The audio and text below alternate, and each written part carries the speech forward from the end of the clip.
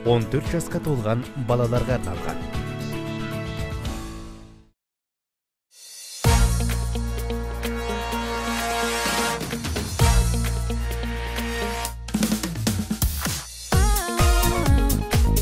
Көшбасшы кейзет. Қайырлы кеш, құрметті көрермендер, эфирде Көшбасшы кейзет бағдарламасы. Бүгін бізде қонақта белгілі шоумен, асаба, блогер Асылхан Дүкенбаев. Дүкенбаев Асылхан 1989 жылы Қызылорда қаласында дүниеге келген. Жоғары білімді 2007-2011 жылдар аралығында Қорқыт атындағы Қызылорда мемлекеттік университетін мұнай-газ мамандығы бойынша тәмамдаған. Белгілі актер, блогер, жайдарманшы, кітап ойындарының чемпионы, үздік ойыншысы, бірқатар республикалық облыстық марапаттардың иесі, отбасылы, 3 баланың әкесі, өмірлік ұстанымы, әзіл, қолдана білсең қару.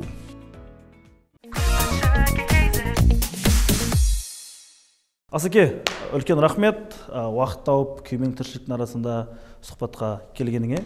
Жалпы енді бәрімізді бір қызықтыратын сұрақ. Студент болып түстің университетке. Ол кезде КВН дейтін еді, қазір ғой жайдарман деп жүрген. КВН ойнадың, ойнағаннан бастап үздік ойыншы атандың университетте. Одан республикалық деңгейге шықтың. Одан кейін қазіргі таңда белгілі шоумен, асабасың. Одан қалды блогер болдың Инстаграмда. Енді сол трансформация қалай жүрді? Қалай болды, сол жайлы сөз етсең? Оған бір дайындық жоқ, білмеймін. Енді университетке түстім, сонымен бірінші курста посвящение болады ғой, жаңа сол кезде. Кім ән айтады, кім билейді, кім өлең айтады, кім КВН айтады, сонымен бірінші курста жинап алған. Мен КВН дедім, оны жазып қояйық деп жазып қойды. Содан басталып кетті, негізі екінші курстар ойнай аласың ба, ойнай алам, кәні көрейік деп бір-екі әзіл ойнатты. Сенен шығады екен бірдеген, давай онда посвящение десең КВН айтты. Сол жерден бір құрама дайындап алды өздері бірінші курстардың арасында 10 шақты болған. Сол бірінші курстағы посвящениеде соцсарайда КВН едік. Сонымен қазіргі Қорқыт құрамасының жігіттері бәрі менен бір курс жоғары оқығандар ғой кезіндегі.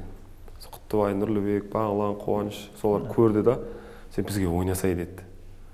Нұрлыбек жоқ ішінде, Қуаныш, Бағлан, Құттыбай. Ойнасам ойнайын, не істейді дедім, КВНді осылай істейді, ойнайым онда дедім. Нұрлыбек келді да, бұл баланы көреміз, әлі командаға аламыз ба, алмаймыз ба деді. Нұрлыбек Асанбаев қой. Иә, Асанбаев, капитан ол команда. Бұны аламыз ба, көрейік шамалы деді. Маған бәрібір дедім. Сонымен Құттыбайлар қалдырмайды қасынан. Сөйтіп солардың қасында жүрем күнде. Сөйтіп ертіп жүрді да бір күні Құттыбай кетіп қалды ғой, жұмысқа тұрып Алматыға. Сосын маған келді, командаға бала жетпей жатыр, 1-2 ойынға шығып берші деді. Шығып бергенде қара, әшейін костюм-шалбарды киіп тұру керек қой, адам санын толтырып. Шығып берем дедім, Нартабек Жановта ойын болды. Сол кезде шығып бердім. Сонымен факультетаралық ойын ойнап жүрдім. Сөйтіп бір күні келді, сен бізге кірсейік командаға деді. Сөйтіп 2008-де алды ғой командаға. Үлкен еңбекпен келген екен ғой. Ойбай, кәдімгідей сол КВН-ге келем қиын болды. 2008, 2011-де той жүргізіп үйрендім. Блогерлік деген сол карантинде бастап кетті ғой. Карантинде бәрін үйретті ғой. Былайынша енді әр адамның өзі бір аяқ асты кейде оқыған мамандық болады, немесе жүре табылған мамандық болады ғой енді. Былайынша келгенде сенікін жүре табылған мамандық деп айтса болады ғой, өмір тәжірибеңнен. Иә. Осы мамандықтың аясында қандай бір қиындықтар болды, бір өзің бір қиналған кездер, немесе бір осындай қиындыққа тап болып, соны жеңген кездер қалай болды? КВН сол қиын болғаны КВН негізі. Өзде студент, ақша жоқ, кіріс жоқ қой былай айтқанда. Үйден бір ақша береді, 100 теңге, 200 теңге проездге. Соны алып аласың да, азында шығып кетесің сабаққа. Содан түнгі 12-де келесің ғой, бірақ жеткізесің 200 теңге. Соцсарайда дайындаламыз, кейде маршрут тоқтап қалғанға дейін дайындаламыз, соңғы маршрутқа дейін дейміз, бірақ кейде дайындық аз болады. Шамал дайындық. Жігіттердің бәрі жақын тұрады сосын қалаға. Мен ғана Қызылжармада тұрмын шетте. Сонымен әркімге жағдай талай таксилер тегін апарып тастаған кездер болды, рахмет сол таксилерге ше. Сосын қайтамай жатсаң балдарды үйіне қойған саласың, азында басын жуылмаған, шашын жуылмаған, сабаққа барасың ше. Сол кездер кәдімгідей сол кезде не істеп жүрсің деп айтқан кездерде болды үйдегілер ше. Кім қинап жүрсің деді, көшеде көргендерде, достарым да, не қинап жүрсің деп тастасай дейді да, одан жұмыс істесе ақша тапсай деп. Жоқ, осы ұнайды бір азарт қондай айтқанда кіріп кеттік та сол азартына сонымен. Зато жемісін жеп отыр, қазір шүкір сөйтіп айтқандардың бәрінің аузына қақпақ болдық деп ойлаймын. Енді мынандай фабула бар ғой. Бірінші атыңа жұмыс істейтін, сосын атың саған жұмыс істейді деген бар. Енді қазір сол фабуланың бірден бір дәлелі өзің болып тұрсың ғой негізінде. Атыңа жұмыс істеп, қазір атың өзіңе жұмыс істеп жатыр. Енді сенің салаң көбінде жаңағы сол іс-шара жүргізу, той жүргізу қазіргі таңда. Енді қазақтың тойы бітпесін деген бізде бір әдемі ұран бар ғой. Ұрандатып бәріміз жүрміз. Негізі той жақсы нәрсе, тойдың болғаны. Бірақ сол той деген нәрсеге қазір көп сын айтылады. Мысалға шашылу, немесе жаңағы ысырап қылу деген сияқты. Ондайға өзің көзқарасың қалай? Жалпы мен өзім тамады дейді ғой. Тамады деп айтса ыңғайсызданатын негізі, бірақ жеме-жем үйренеді екенсің ғой. Бірақ тамадылық мен үшін екінші жұмыс. Ешқашан бірінші орын қойған емеспін. Басқа нәрсені іздеп, ойлап жүрмін. Бірақ енді той табыс көзі болғаннан кейін амал жоқ, барасың, той жүргізесің, ол жерде ақша. Бірақ енді ысырап жағына келсек, ысырап тойлар бар ғой, мойындау керек. Бірақ енді шамасы жеткен қазақ жиған терген тойға шашады деген сөз бар ғой бір жағынан. Шашылсаң тойға шашыл, шаршасаң тойдан шарша деген. Ол той өз берекесімен. Бұрыннан да ата бабамыз ойлаймын, сол той жасаған кезде пәленбай жылқы сойып, ас беріп, көкпар, бәйге беріп, кәдімгі әркім өзінің қалтасына қарай. Енді қазіргілер ғой просто анау біреуіне біреу ерем дейді да, кредит алып той істеп отқан. Ол енді таза ысырапшылдық. Шамаң жеткеніне қарай. Мысалы, қалада мықты ресторандар бар, орташа ресторандар бар, шамал былай ресторандар бар. Өзің білесің ғой шамаң қайсысына жететінін. Біреу 10 мыңнан, біреу 5 мыңнан, біреу 3 мыңнан деген сияқты. Орташа айлық алатын болсаң, 5 мыңдыққа істейсің. Айлығың төмен болса, жағдайың шамал төмен болса, 3 мыңдыққа істейсің. Сен тамадында соған ыңғайлап жалдайсың. Енді шамал нормальный тамадалар танысың болса, әдемі тегін шақырып аласың деген сияқты ғой. Кейбіреуі қалтасына қарамайды да, анау қымбат ресторанға барып орнады, соның оконцовка, соның қарызы бар, оған кредит алады. Сол жұрттың бәрі шырылдап отқан. Келсем оған. Осы жерде енді сендер бір ұрпақтар сабақтастығы бар да, енді мысалға кезінде бір асабалар айтыскер ақындардан шығып, болмаса бір арнайы мәдениет саласында оқып, сөйтіп барып келді да, сосын екі ортада шоумен квеншіктер кіріп кетті да, олардың нанын жеп ше. Одан кейін енді квеншіктерді қазіргі таңда жаймен деп вайнерлермен, блогерлер ығыстырып жатыр да, не жағынан медиа жағындағы танымалдық жағынан ше. Енді осы бір орын ығыстыру немесе осы бір эволюция дейікші, сол бір заңды нәрсе ма, әлде ол бір өзің үшін орынды ма, әлде ол заман талабы? Иә, ол сөйтіп дәл сен айтқандай ұрпақтар сабақтасты, ол тоқтамайды. Кезінде КВН қатты бір хит болып кетті ғой, қайбір жылдары ойбай КВНшіктер кәдімгідей Қазақстанда танымал адамдардың қатарына кірген кезде бізде театр актерлар көре алмады, сатира актерлар көре алмады. Біраз сынайды кәдімгі елге белгілі ағаларымыз. Жаңа арзан әзіл, сайқымазақ, әлі сахнада опыт жоқ былай айтқанда. КВН бір жағынан оқымаған актерларымыз ғой біздер. Көп сынайды. Мәдениеттілігі жоқ, сахна тілін білмейді. Бірақ сөйтіп айтқан ағаларымыз қалды, әшейін жоқ болып кетті эфирден, көзден. Бірақ КВНшіктер кете берді. Енді келді кеше карантин болды, КВН енді халықтың алдында ойнайтын ойын ғой. Көрермені болмаса КВН күлдіру, кімді күлдіресің былай айтқанда. Сөйтті де КВН тоқтап қалып еді, блогерлар шықты жаңа інілеріміз. Соны келді да біздің КВНшіктер көре алмайды ғой. Ой, әзілдері қызық емес, біздер ұқсап әзіл айта алмайды. Әшейін, мен айтамын, нелерің бар деймін ғой. Кезінде дәл сөйтіп шықтыңдар ғой сендер де. Бізге де сөйтіп айтты театр, сатира актерлары. Сол кезде біз қараған жоқпыз олар, тыңдаған жоқпыз, өзіміздікін істей бердік. Дәл олар да сөйтіп жатыр деймін ғой. Керісінше арқасынан қағып неше дұрыс емес жерлері болса, жеке қалғанда інім мына жерін былай істеп жүрсең күшті болып кетеді. Мынандай нәрсе керек емес десең, оған да жақсы боласың, елдің алдында да өзің жұмысыңды істей бересің деп айтамын ғой балдарға. Көбісі көре алмайды негізі блогерлерді, біздікілер ше. Ол жерде блогерлар да басатын біреу шығады. Иә, тиктокерлер деші. Тиктокерлер, иә, әлемде тикток қазір бірінші орында. Енді мысалға таксистерде, индрайверлер таксистерде андай чат бар ғой, бір адам толып кетсе, ана телефон шалып жатса, екінші адамға беріп сондай сияқты. Асабаларда да сондай бір бірлескен бір топ бар ма? Бар, иә. Чатымыз бар. Сосын өзі қалада бір 20 шақты тамады бар ғой өзі. Жақсы, кәдімгі, ешкімнен ұрыс естімей, сөзі түзу, киімі түзу, кәдімгі ұялмай, елдің алдына шығып сөйлей алатын сондай тамадалар бар өзі. Солардың чаты бар. Бір-бірімен жақсы қарым-қатынаста әңгіме айтып, сөйлесіп, сосын айтады чатқа. 16-сы мен бос емеспін, бір той келіп тұр, пәленше деген ресторанда.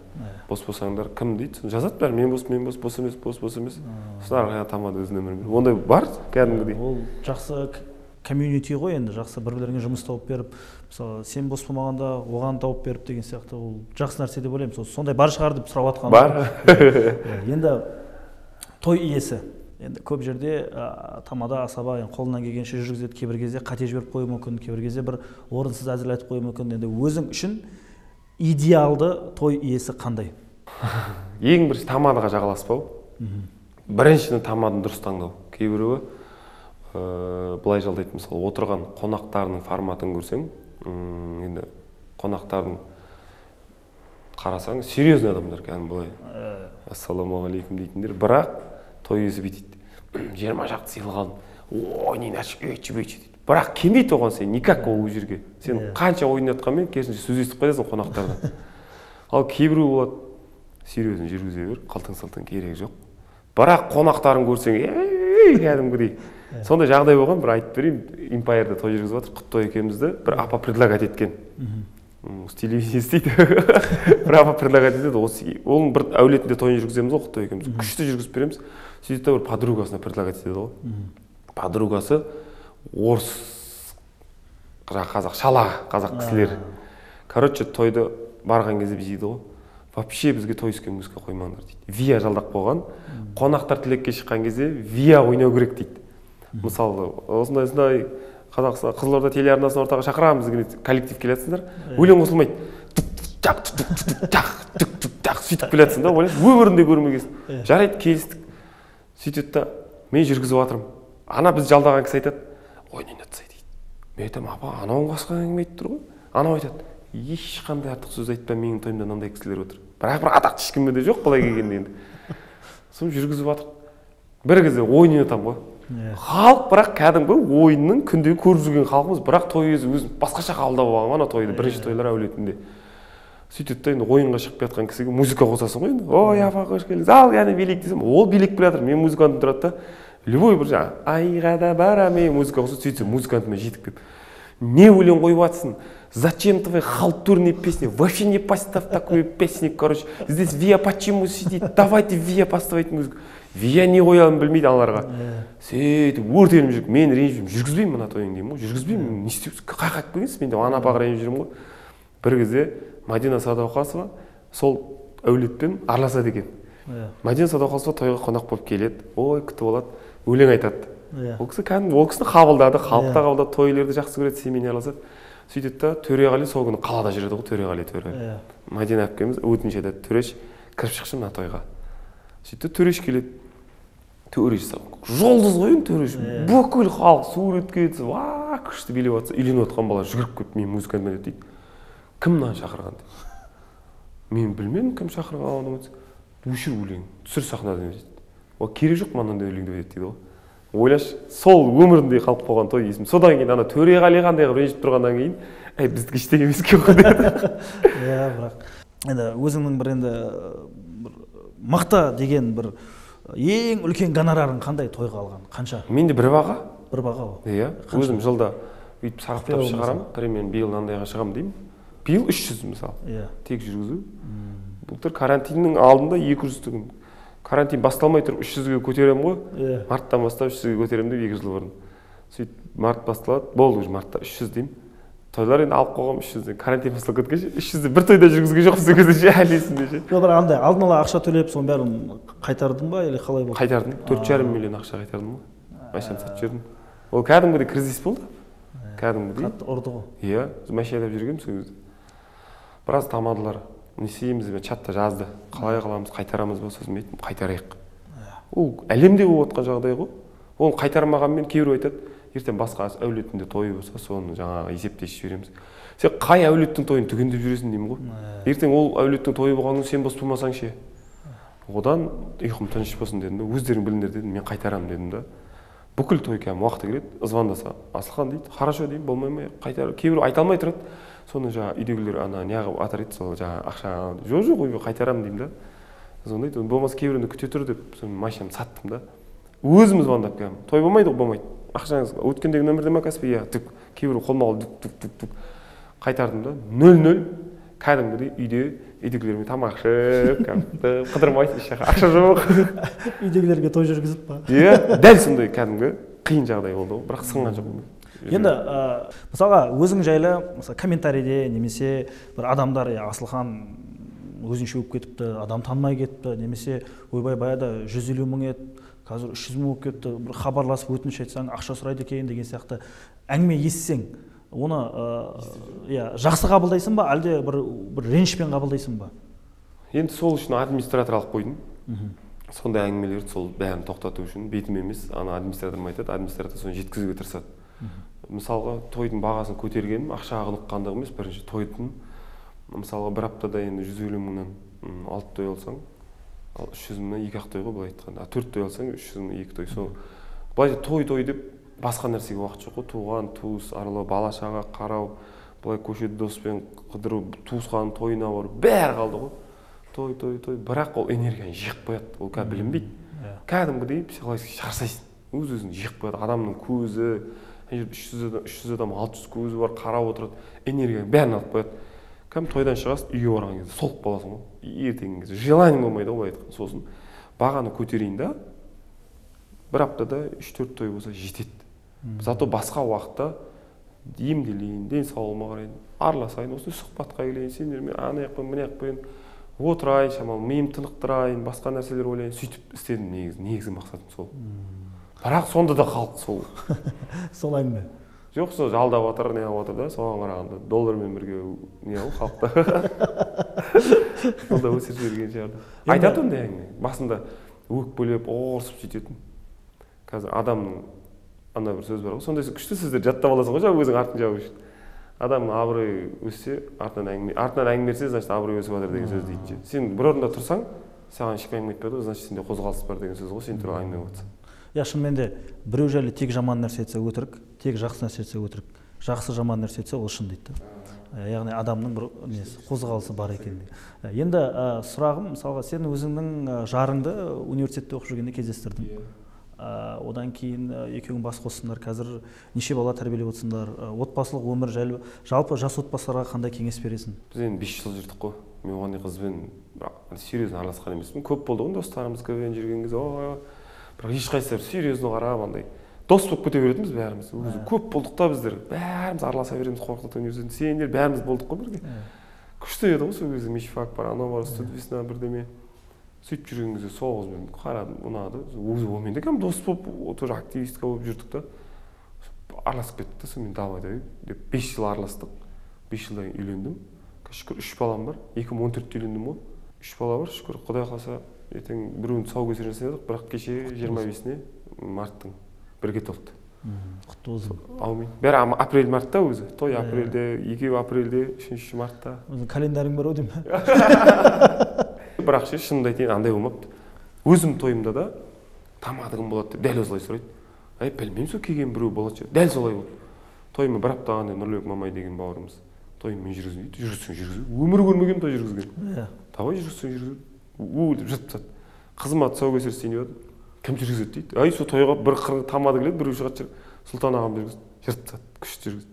Одан кейін де ұлыма той беретін кезде Али Байжумат деген бауырымызға сен жүргізген той деп соған тапсырған ғой. Ол кешігіп Түркістаннан шыға алмай, сөйтіп қайта жағада біреу жүргізе салды, жаңағы тоже. Сөйтіп өзі өтіп жатыр. Ертең ұлым тойына да әлі тамада қалдаса жоқ. Айтып біреу болар сол жерде жүргенде. Ана орыстарда сөз бар ғой, аяқ киімі жоқ, етікші деген сияқты. А сен андай үнемі аяқ киімің бар, етікші болып тұрсың ғой. Қай кезде болса аяқ киім дайын. Сондай ма? Әдейі тамадалар келеді ғой тойға. 2-3 стол отырады ғой, біреуіне шығасашы десең шығады ғой. Енді отбасыңа қарай келетін болсақ, қандай қағидаларды өзіңнің енді балаларын тәрбиелейсің, енді баланы ата-ана тәрбиелейді, орта тәрбиелейді, мектеп тәрбиелейді, өз-өзін тәрбиелейді сосын. Бірақ өзің қандай қағидаларды көбінде бойына сіңдіруге тырысасың? Мені әке-шешем кезінде тәрбиелегенде бізді еркін тәрбиеледі. Мені 2 қыз болды, менің алдымда олар қатал болды да, кішкентай кезімде маған әлі үйдегілерге айтсам, білмеймін, сол саған әкең де үндемеді, біз де үндемедік. Бір сөйлеген емес. Өзім дос баламен де апталап жата беретім, іздемейтін, мектепте оқып жүретін бала, еркін өстім да. Сол бірақ қазір балдарыма айтатыным, туған інім бар, оның өзіне айтамын, кім болғың келеді сен? Мен сені мынандай қылып, кейбіреу қазір айтады, мен баламды прокурор қыламын, баламды жаңа бірдеңе қыламын, анау бірдеңе қыламын. Жоқ, өзіне сұраймын, икемі неге келеді? Өз бала белгілі ғой, өсіп келе жатқанда, ойыншық әкеп бергенде бір ойыншыққа икемі болады, содан бастап біле бересің. Қызыма да мысалы айтамыз, икемің неге келеді, сонымен айналыс. Қызым былайында өз білімге жақын. Сабақты оқи береді, сурет сала береді өзіне өзі.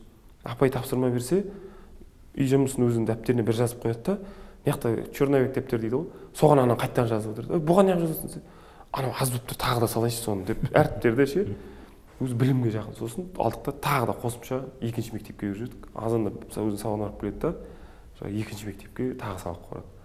Ұлым допқа жақын. Былай айтқанда шошаңдаққандай ше, допты көрсе ұстай алмайды өзін. Күреске апарған болдым да. Іште допта болып футбол ойнап жүр күрестің ішінде. Сосын айтты, мынауға что-то футболға жақын-ау өзі деп. Үшіншіден енді бірге кеше ғой тоған, бірақ енді күреске берсем ба деген үміттер енді білмеймін. Мен кішкентай кезімде бүйтіп аунатып, өзі бір түрінде ше бәрі айтады, мынауың балуан ғой дейді, ойлап тұрмын, күрес-ау. Енді футбол демекші, Хан футбол мектебін аштың, өзің инстаграмыңда да тұр, сол жақта директормын деп. Жалпы ол мектепті, футбол мектебін ашу мақсаты не? Ашылуында да дүркіреп ашылды. Біраз жұлдыз кісілер келіп, сол жақта футбол ойнап, біраз бір футболдың шоуы болды сол жерде. Енді мектеп қалай дамып жатыр қазір? Перспективалық жоспар қалай? Осы уақытқа дейін ақылы түрде болды, платный болды. Негізі ашылғанда да платныйға аштық қой. Өзімнің Хан деген бұрын футбол командам бар негізі үлкен. Сосын бәрі айтты, Хан футбол командам. Сол ұлымның тұсаукесерінде ашылды, екінші жылым Хан футбол деп жүрген. Сол тұсаукесерінде ашылды, сол футболға өзі қоңырап кетті. Сөйтті да, сен балдарды нөлден бастап тәрбиелемейсің ба? Школаш балдар тәрбиеле, содан Ханға дайындай бересің деді. Давай ашсам ашайын дедім. Карантинде сол, той жоқ. Мәйшам сатып жүрдім, аржағында қалған ақшаға тұрдым да, дік-дік полян алып, ашуын жасап жүрдім. 100-дей бала болды, 70 болды, 50 болды, қайттан карантин болды, үйтіп сөйтіп ақылы түрде. Мемлекетте субсидия ақша бөлетін болды ғой. Арт спорт қой. Иә, бүгіннен бастап тегін осыны деймін. Келді, бірде 150 бала келді, жай. Сөйтіп те 50 бала деген лимит бітіп қалды дейді ғой. Енді 50 баладан кейін тоқтап тұрық, бірақ 70-ке дейін артығымен қабылдап беріп жатырық. Ол біздің шаруамыз ғой енді ары қарай. Просто баланы жоғалтып алмау негізгі. Қазір екі команда сол Хан футбол мектебінде тәрбиеленіп жатқан балалар лигада ойнап отыр. Біреу екінші орын алды кеше Сыр лигасының екінші орын алды. Біреу алтыншы орын ба сондай алды. Үлкен Хан ол өзі суперлигада. Үш команда қазір Хан деген. Хан Скул, ФК Хан, сосын біреу Смарт Шоп деп шықты енді сол. Тоже Ханның атынан. Енді жақсы сәттілік, негізі бізге қазақстанға футболистер керек. Біз қашанғы штанга көтеріп, қашанғы жүгіре береміз, қашанғы бокстан атымыз шығара береміз. Бір футболдан да атымыз шықса. Футзал именно, большой емес, футзал. Енді футзалдан жақсымыз, бірақ жалпы үлкен футболға қарай көшсек, оған да бір үлесін тигізеді деп ойлаймын алдағы уақытта. Блиц, Асылхан, қазір қандай кітап оқып жатсың? Оқиын деп жатыр. Қандай? Кемел адам. Тамаша, қазіргі бестселлер ғой біздің Қазақстанда. Жалпы өмірімде бірінші кітап оқиын деп. Қош. Кітап оқымау. Онда не орыстар айтады, с почином деп. Үстіңді бет-бет жүресің парақтарға. Одан кейінгі сұрағым, қазіргі жастарға не жетпейді деп ойлайсың? Қазіргі жастарға ма? Аузым қандай қасиет? Қазір жастарға көп ойлану керек, таяз ойланбау керек, терең ойлану керек. Қазір бәрі таяз, асығыс, бәріне соған асығып кеткен, үйреніп кеткен. Оның болашағы жоқ. Бәрі тез болған қалайды. Өзіңнің сүйікті комигің немесе кумирің кім? Енді Қазақстанда Тұрсынбек Қабат, Нұрлан Қоянбаев. Осы екі кісі. Біздің Қызылордаға жалпы енді өзің әртүрлі қалада болдың Қазақстанда, әлемді де көрдің біршама елдерді. Біздің Қызылорданың сәулет өнеріне, жалпы біздің халқына не жетпейді деп ойлайсың? Өзің қызылордалық ретінде.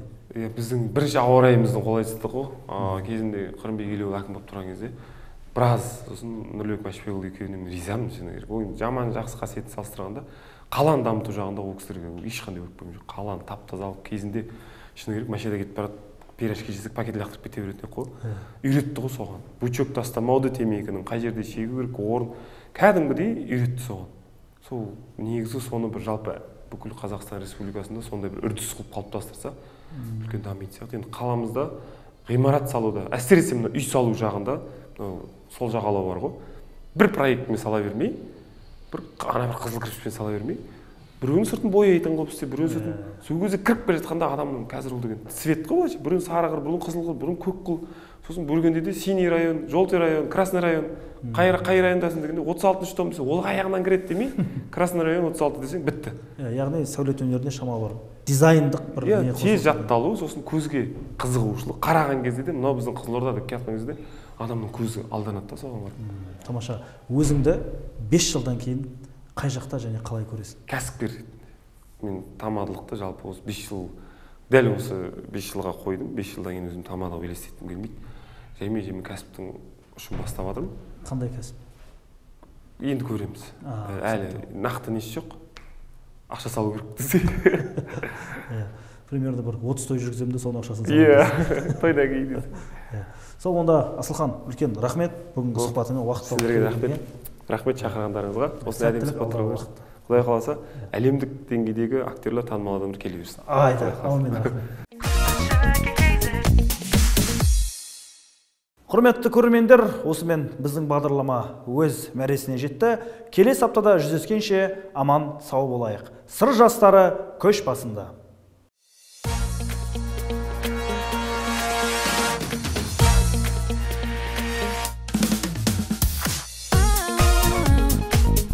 Көш басшы кейзет